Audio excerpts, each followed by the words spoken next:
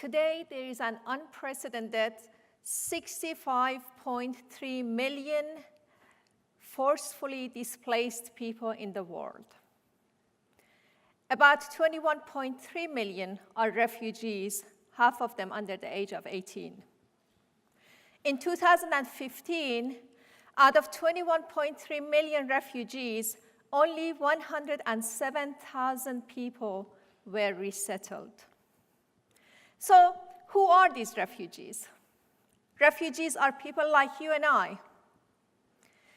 They are people who had homes, they had jobs, they had dreams, they had plans for their future.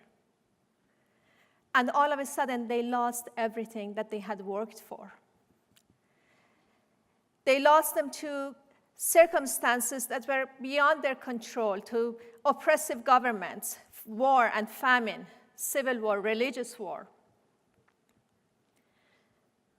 And they end up sometimes here in this country. And what is our response?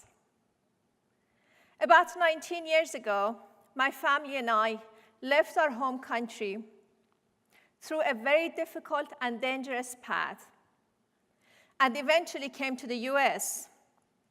We walked through the river and applied for asylum here in the US. And when we got to Dallas, a church reached out to us, and that made all the difference in the world for us. They loved us and they cared for us. They became our family. So when I went to seminary and finished my assignment at the church where I was serving, I started a ministry called Gateway of Grace. When my husband and I were thinking about a name for this ministry, we thought, what is the one thing that really changed my life? And that was grace. You see, grace is undeserved, unearned, unmerited favor, right? People from the church that helped us, they didn't have to do that. They did us a favor, right? We receive these favors all the time. The reason that you and I are sitting here and enjoy this beautiful surroundings is because of the favors, the opportunities that life has provided for us, right? We didn't decide where to be born, what nationality to have, what race or religion. Those were just given to us through our families or through our circumstances. But because we have had those opportunities, it doesn't mean that we are better than those people who haven't had those opportunities. Hungry children in South Sudan right now, right? It just means that we've had more opportunities. We've had more grace. But the thing about grace is that it's given to us so that we can share it with others. Grace is not given to us so that we become these self-absorbed people, who work all their lives for just their well-being and their betterment in life, right? They have been given to us, these graces have been given to us so that we can share them with those who are less fortunate. So when I started Gateway of Grace, I wanted to share the same kind of grace that had been shown to me and my family with others who were in the same situation or in similar situations. So Gateway of Grace is a ministry that mobilizes the church to reach refugees with compassion. Our goal is to bring hope, to bring joy, to bring restoration and healing into the lives of refugees and into their circumstances by meeting their practical needs, but also their emotional needs, by furnishing their apartment, but also sit with them and listen to them when they are lonely. And those are important issues, right? Doing those little things matters so much.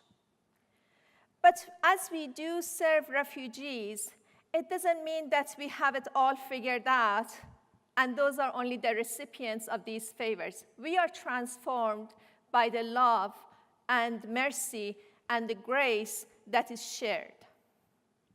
We have seen stories of healing and transformation all along.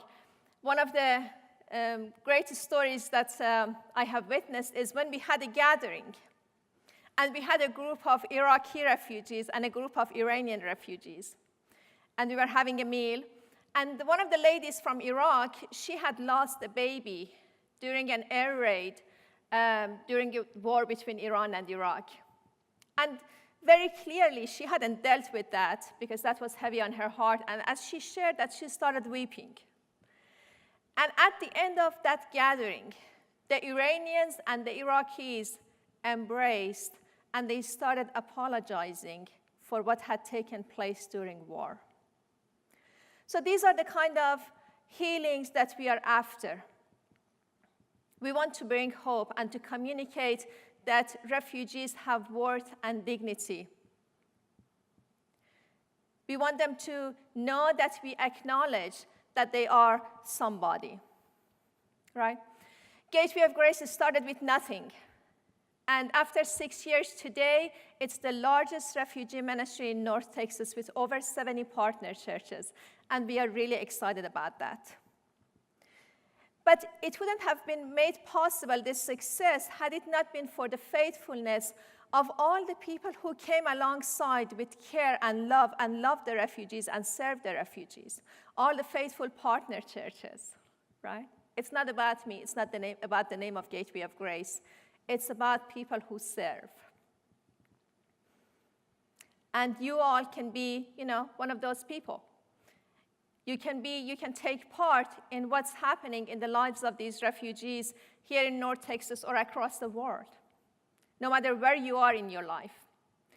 And as successful as this ministry has been, there has been challenges. And I want to share with you a few of the issues that I face as I go about my work every day. One of the main issues that I face is fears and prejudices and hatred that some people have toward refugees and immigrants. So where do these fears and hatred and prejudices come from? Part of it has to do with media, right? The media outlets that provide the news. The problem with the media is that all media outlets are biased. There is no such thing as objective news. Whether you listen to Fox or CNN or BuzzFeed or whatever outlet that you use, you get a slice of the reality. It's like cheesecake. Imagine a cheesecake that has different slices, right? And someone who has never had cheesecake before. And you offer that person a slice of chocolate cheesecake, right? If you don't offer that person anything else, because the flavor of chocolate is so strong, that becomes the reality of cheesecake for that person, right? That person identifies cheesecake with chocolate. So that's what the media outlets do for us. They give us slices of reality with different flavors, and those flavors form our reality, and therefore our opinion about different issues. Another issue that I have, another struggle that I face all the time is when I go to churches and I see Christians who don't like refugees or immigrants. And that is hard for me. I know some of you may not be Christians, and I respect that. I'm just sharing from my perspective what's my experience.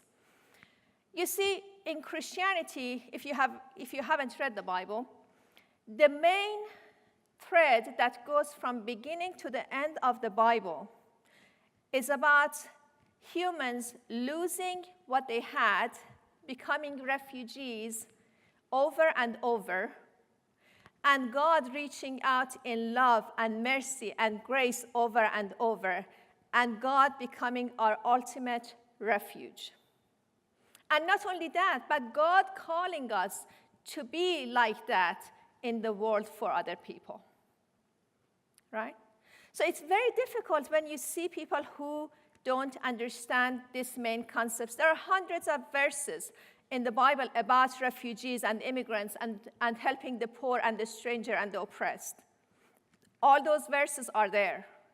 But most importantly, it's the whole theme of the scripture, of the Christian scripture.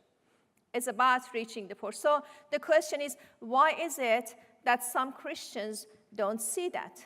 Part of it has to do with just what we just talked about, the media outlet, right? And then another part of it is our affiliation. Psychologists are telling us, moral psychologists are telling us that the way we form our opinion about important issues has to do with our social, political groups and affiliations, right? They can be our religious groups, they can be our political parties, or our guild, our social clubs, whatever they are. Because as human beings, we want to fit in. We want to belong. And as goes these clubs and these affiliations, so do our opinions.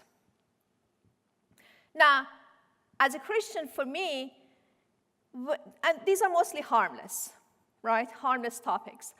But when our social affiliations take precedence over what God had told us to do, to love and to serve refugees, then that becomes a problem. We want to bring healing and restoration into the lives of refugees. We are all part of one big human family. I'm going to share another story from the Bible with you. There is a story in the first book of the Bible. It's called Genesis. And it's about these two brothers. One of the brothers gets jealous and kills the other brother. Cain kills Abel. And then God comes and God says to Cain, Cain, where is your brother? And guess what Cain answers? He says, am I my brother's keeper? Am I my brother's keeper? Well, yes, you are. If you were not, God wouldn't have asked you that question. We are all each other's keepers, regardless of our religion, our race, our backgrounds. Before there was a religion, there was this, what we call general revelation. There is an order in the creation, and part of that order is that we are each other's keepers. Right? So when our affiliations, our religious affiliations, our political affiliations, they cause us to forget that very basic thing.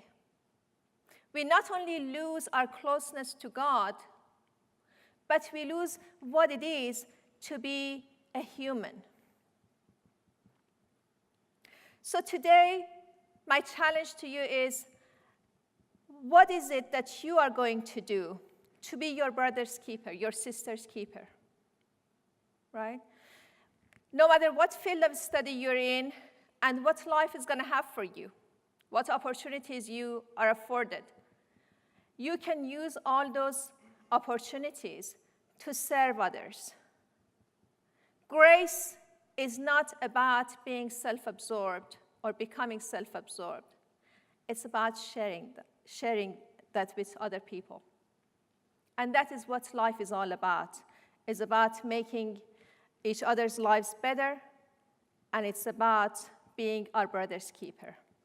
And yes, we are our brother's keeper. Thank you.